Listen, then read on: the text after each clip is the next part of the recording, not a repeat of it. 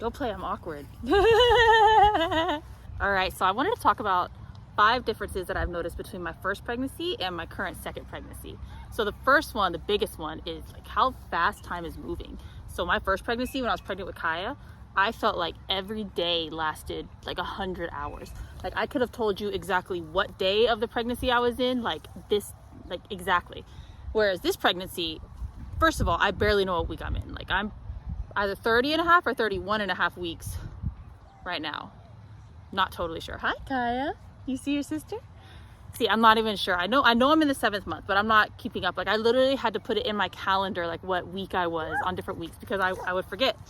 And I think a big part of that is just because the last one was the pandemic, right? So during the pandemic, I had nothing to do. Yeah, so during the pandemic, you know, because I was home, I wasn't working. We weren't going out, especially at that time, they were advising pregnant people to just stay home and not do anything to avoid catching COVID, obviously. So that's what I did. And so when you're locked up at home for 9 months straight, time does not move very fast.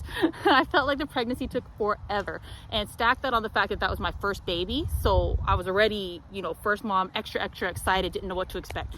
This one, I feel like time's just blown. Like the other day, I kind of realized like, whoa, I'm in 3rd trimester. Like when did that happen?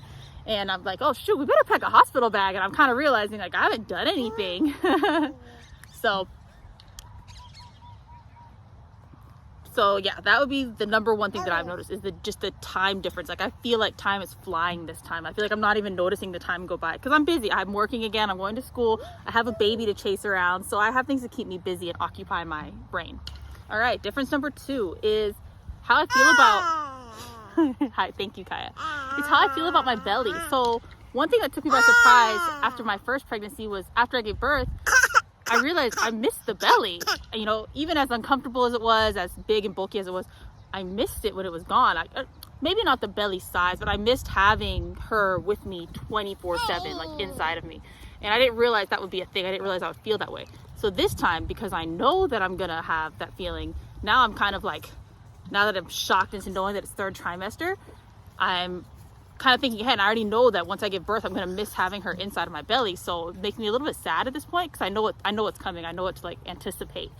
Whereas last time it was a shock. This time I know it's coming.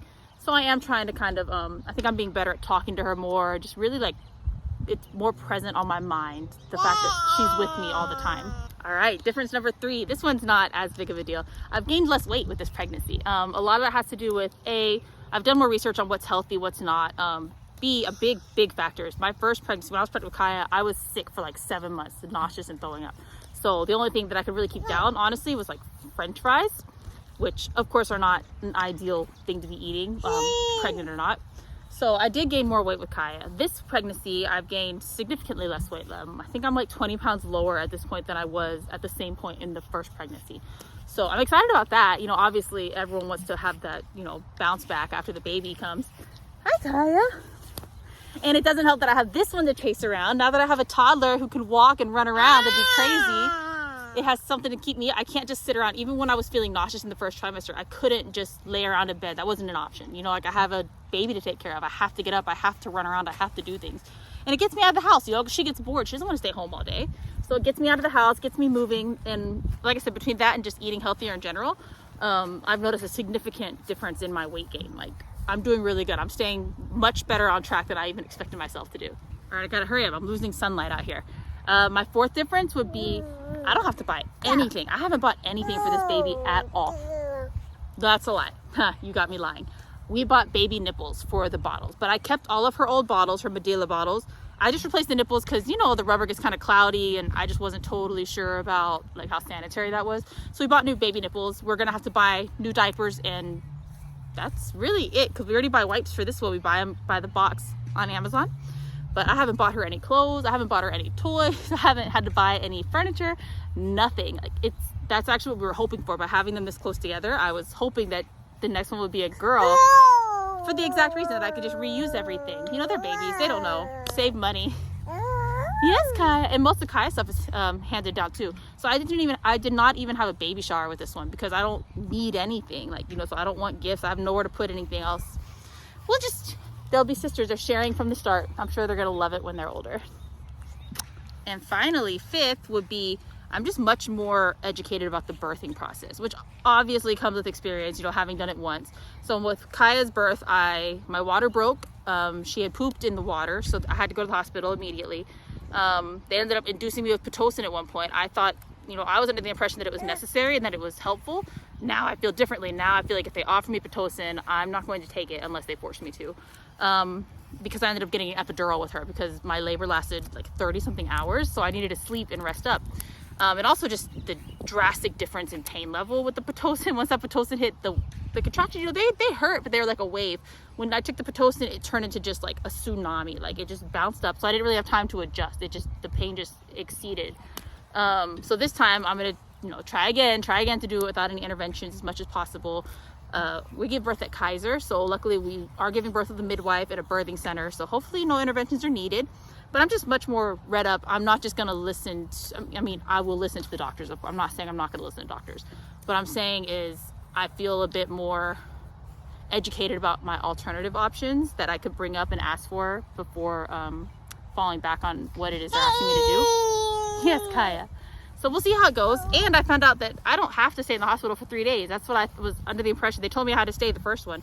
But this time I asked the midwife ahead of time, and she said, actually, I can leave it after 24 hours so long as me and the baby are doing healthy. So we're going to try and get out of the hospital as soon as possible, get home to the babies. But otherwise, that's it, right? 1, 2, 3, 4, 5. So that was it. That was my 5 biggest differences that I've noticed. They're all good. I think they're all good differences. It's just a difference in experience. You know, obviously, you're never going to have a pregnancy the same as your very first time. So this pregnancy has been smooth sailing. I have no complaints, and we got about 2 more months till baby makes her face shown.